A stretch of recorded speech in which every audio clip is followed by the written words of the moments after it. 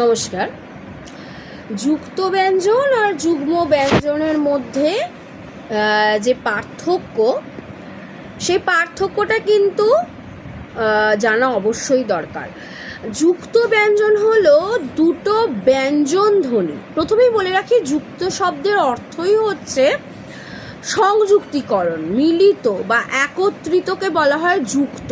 যুক্ত শব্দের অর্থ। আর যুক্ত ব্যঞ্জন কি? যুক্ত ব্যঞ্জন হলো যখন দুটো ব্যঞ্জন ধ্বনির মাঝে কোনো স্বরধ্বনি উচ্চারিত হবে না, তখন তাকে বলা হয় যুক্ত ব্যঞ্জন, এবং তারা কিন্তু একত্রিতভাবে উচ্চারিত হবে বা লিখিত হবে, এবং দুটো ধ্বনি কিন্তু ভিন্ন হবে। যেমন কি? যেমন হবে ভক্ত।